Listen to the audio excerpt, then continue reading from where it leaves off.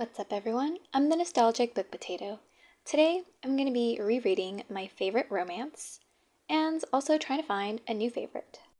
My favorite romance is Twisted Love by Anna Huang. I've read this 3 times already and binge read it every time. I know it can be a little over the top, unhinged, and cringy at times, but I don't care. I love it. It has all my favorite tropes: enemies to lovers, grumpy sunshine, older brother's best friend, forced proximity. It has it all. It was also probably the first romance, a spicy romance no less, by an Asian American author that I've ever read.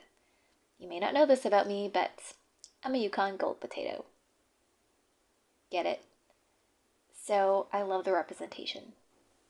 I think the last time I reread this was 2 or 3 years ago.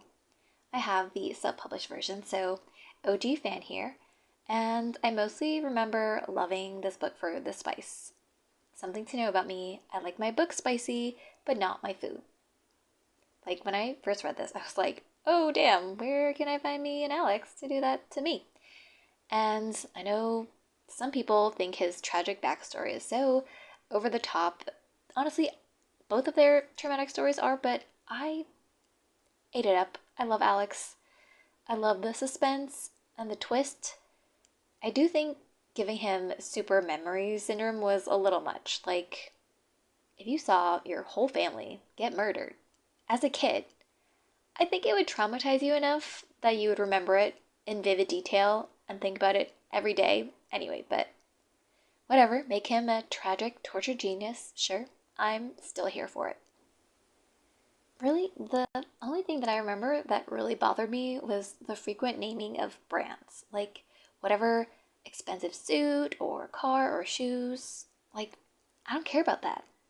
She does that for, like, all the Twisted guys, especially the last book, I think, but it's a little more acceptable in the Kings of Sin series because those are billionaire romances, but just personally, I don't like it. I don't like the brand name thing. I don't need to know what he's wearing. My only other criticism is, and this is a big spoiler alert, the whole video is just spoilers, sorry, but he literally stalks her for a year to win her back. It's literally only forgivable because she's clearly still in love with him. Otherwise, it would be like, you need a restraining order against you, sir. But yeah, otherwise, I love Alex. He gives her friggin' swimming lessons. Ugh. Also, this is probably one of my favorite book covers. I like a discreet cover. I generally don't like real people on the cover. I'll tolerate, but don't always love cartoons on the cover, especially for spicy books. But this is the perfect spicy romance cover. Okay, so enough rambling, let's actually read this. Okay, so I know the main character is like college/university age, but I feel like her inner monologue is a little juvenile at times. Like, I was reading King of Sloth, and the main character there too, like, she's thinking about giving the guy oral, like, accidentally fantasizes it, and she refers to it as something with the initials B and J. Like, come on, let's be adults about this. I do love the wet shirt scene though, which I guess makes me the juvenile one. One of my favorite lines: do you ever smile? It might help with your condition. What condition? Stick up the ass-itis? No, the condition is chronic. It makes me chuckle every time. I glanced at Ava again, took her in. She was 22, 4 years younger than Josh and me, and she managed to appear both younger and older than her years. It was the way she carried herself, like she'd seen it all: the good, the bad, the downright ugly, and still believed in goodness. It was as stupid as it was admirable. Mr. Bulkup, you don't know this yet, but you are already in love with this girl. See, this is what I mean with the brand names thing. I don't need to know exactly what he's wearing. How ironic the two of us were sitting here, me the girl who remembered almost nothing, and Alex, the man who remembered everything. That's cute. I totally take back my comment about his super memory disorder. Oh my god, I forgot about Ralph. And Krav Maga. Love Ralph.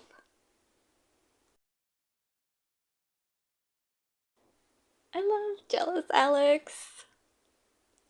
You look super hot, by the way. Can't wait to see the pics. You are not seeing the pics. No one is seeing the pics.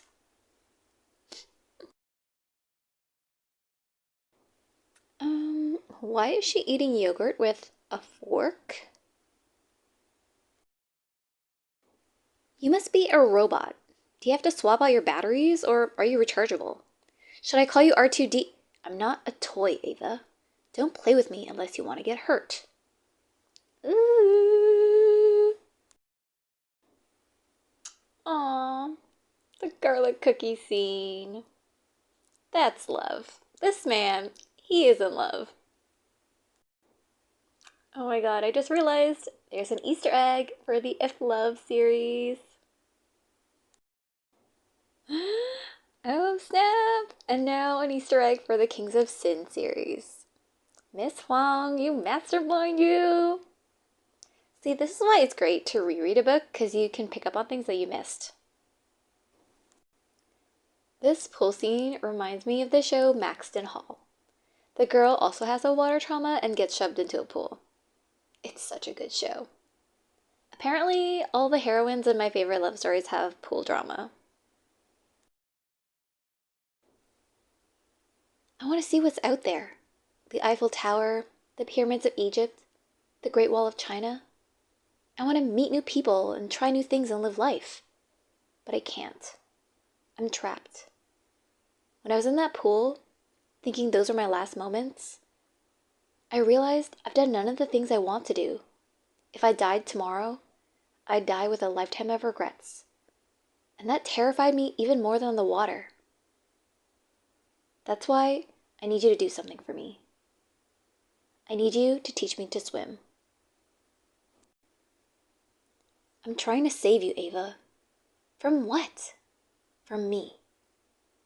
I didn't respond because how was I supposed to tell the man determined to save me that I didn't want to be saved? So my toxic trait is that I love when a character pushes another character away to protect them, which is totally not a healthy way to go about a relationship. But I eat it up. I love the angstiness of it. Oh my god, this scene. Basically, Alex telling her he loves her without telling her he loves her. You miss me. I do not. You showed up at my work and brought me a new phone because I didn't text you for a few days. I think that amounts to missing me. You think wrong. I bought you the phone in case you needed a new one for emergencies. See, this is so my toxic trait. I told you to stay away, but I want you to call me. Someone's gonna comment and say this is like manipulative, toxic behavior. And I wouldn't disagree. But this is a book. You can get away with this in a book, not in real life. The thing is, we as readers know the feelings they have for each other, the feelings they don't want to admit to each other of having, so we like to see this tension. If in real life some dude bought me a phone because I didn't call him, yeah, that's a little weird, because if I didn't call him, it's probably because I'm not interested. I don't want to. In this case, Ava wants to be with him, but he shut her down. And then he's butthurt because he does want her. I could go on and on about how people criticize romance as problematic and stuff, but that could be a whole rant. Let me know if you want my ranty thoughts, because I'm thinking of making a podcast.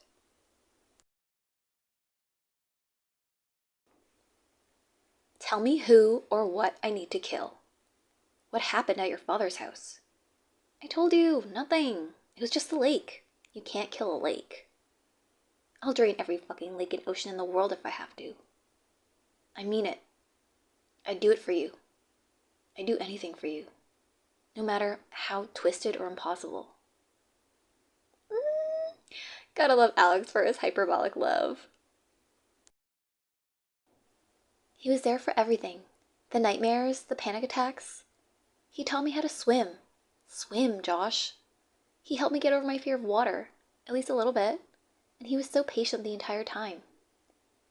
But beyond how much he's helped me, he's smart and funny and wonderful. He makes me laugh and believe in myself more than anyone else ever has. And he may not show it to the world, but he does have a heart, a beautiful one. Probably one of the best declarations of love.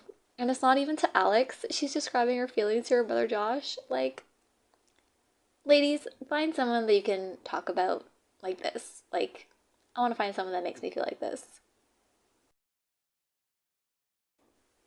This is a big spoiler. Don't read this if you don't want to be spoiled. Avert your eyes. But props to Anna for reading up on the US National Electrical Code. So I'm planning on reading Count of Monte Cristo for another video.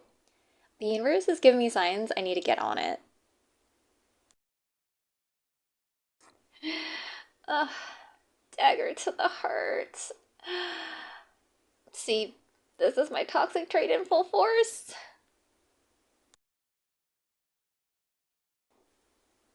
I found a continuity error.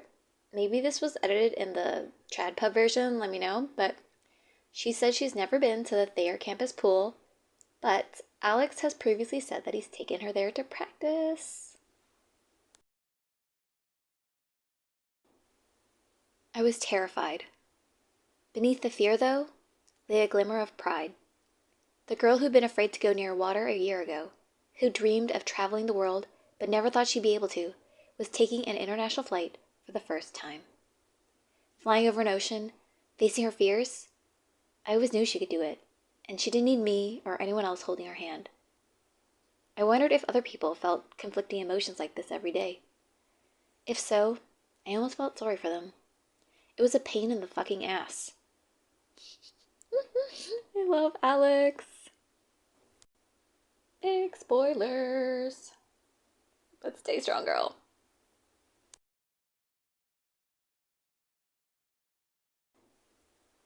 I'd never known anything else, but you showed me there is beauty in the world. I see it every time I look at you, or see you smile, or hear you laugh. You believe the best of people, and that's a strength, not a weakness. Don't let anyone, least of all me, take that away from you. You told me once there was something beautiful waiting for me, something that'll restore my faith in life. I found it. It's you. So cute.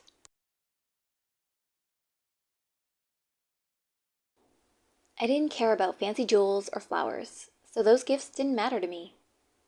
It was the little things that tore holes in my heart. The red velvet cupcakes that spelled out, "I'm sorry." A rare, vintage Japanese camera I'd searched for years, but had never found for sale. The framed photo of Alex and me at the fall festival. I hadn't realized he'd kept a copy from the photo booth. Gifts is my main love language, so this makes me feel so seen. I love a sentimental gift. So I finished. Oh my god, still so great. Still gives me all the feels. Absolutely still my favorite. But can I find a new fave?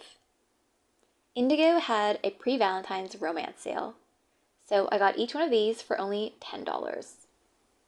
We have The Striker by Anna Huang. This is her new release. It's a sports romance between a soccer player and a former ballerina. They're forced to train together, and she is the sister of his rival. It's a bit of a chonker. Next is Truth or Beard by Penny Reed. The girl has been friends with this set of twin brothers forever, and she's always harbored a crush on one, then accidentally kisses the other one that throws her for a total loop. It sounds really good. Side note, I had to spend 2 whole minutes deciding which version to get. They also had the special edition with a red cover and sprayed edges. But I don't love plain sprayed edges. Stenciled edges always get me, but a plain color doesn't really do it for me. Also, I like the contrast on the white cover The red one is too red. But I don't know. Did I make the right choice? Which one do you think is better? Let me know. Last, we have Butcher and Blackbird by Bryn Weaver. It's about two serial killers who kill other serial killers, like the show Dexter, which I also loved. So I've read the samples for each of these, and I predict that Butcher and Blackbird will be my new favorite. It sounds so funny but sweet. I've heard it's weird and campy and spicy, and I'm here for it. And you know, Alex Volkov is a little unhinged and violent, so I don't mind that in a main character. I just started reading, and it's already so hilarious. I've renounced my wicked ways. That's a shame. I bet I would like your wicked ways. Where'd you get it? Etsy. I'm loving this humor. I love the little detail on the footer. For her chapters, there's a blackbird, and for his, there's a butcher's knife. Butcher and Blackbird. I need to get my shit together. She's the orb weaver, for Christ's sakes. If she catches me ogling, she could pop my eyeballs out of my head and string me up in fishing line before I could say the words no bra. I love how down bad he already is for her. And that's my first time saying anyone is down bad for anyone. But that's exactly what he is, and I love it. How'd you know that's why I picked him? Why wouldn't it be? Maybe he had nice eyeballs. I love the banter. It's so witty and so cute. He looks like a Picasso.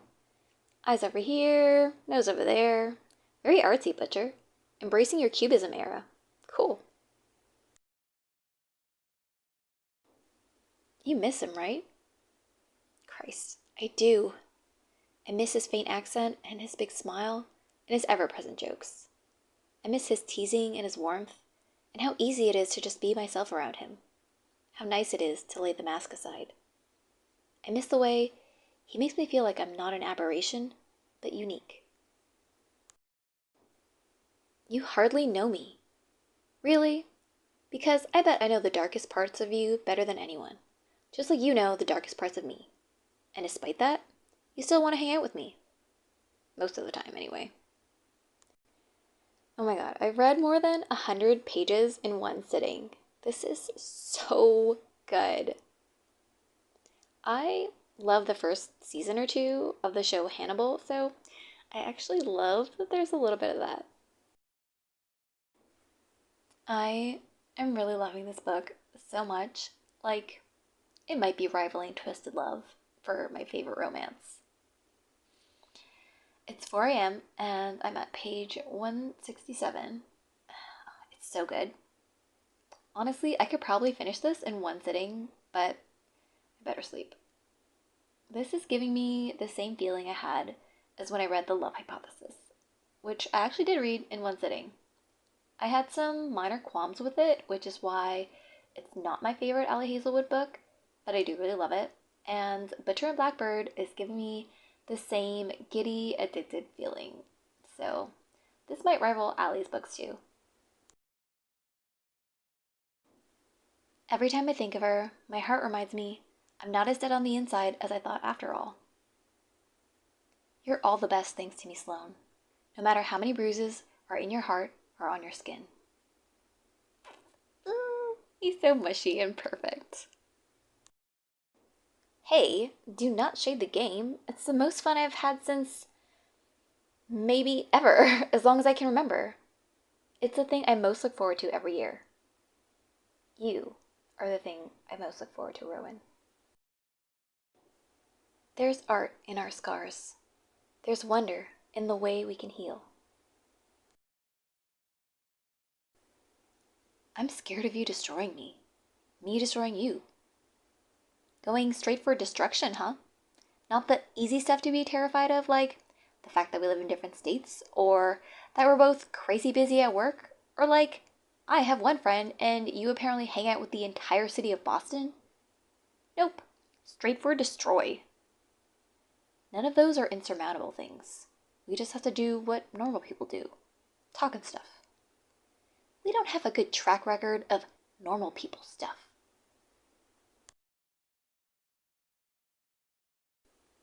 Our cats? I can't wait to be kitty litter influencers together. What a great side hustle. We're gonna be rich. You're the worst. You'll love me someday. One of my steps falters. Today is that day. Maybe yesterday too. And the day before that. Maybe for a while, in fact. I can't tell when it started, but I don't think it will ever stop. When he stares down at me, I see everything I feel reflected back at me, in his faint smile and soft eyes. There's a relief, knowing I can love and be loved after years of wondering if I was so broken that there was room only for vengeance and loneliness in my heart. Oof, that. Just that.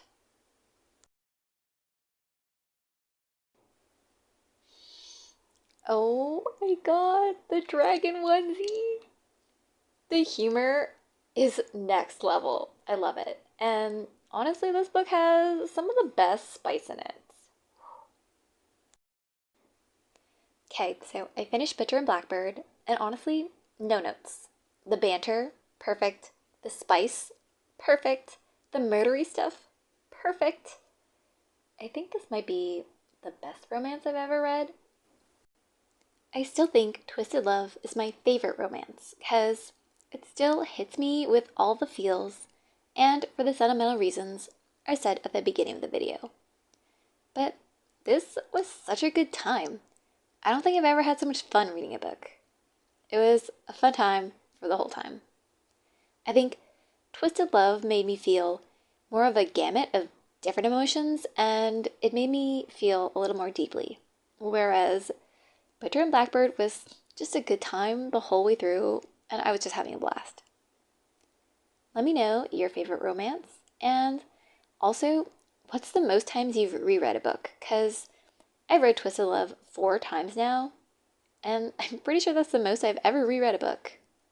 And I'd happily read it again. So I'm really happy I still loved it. I still get all the feels. I'll talk about some other books later that didn't give me back all the feels after rereading. So I'm glad this is still my favorite. I'm also really glad to have found a new fave. I definitely recommend Butcher and Blackbird for all the spicy girlies who love weird crime stuff. Thank you for coming on this romantic journey with me. Okay, bye!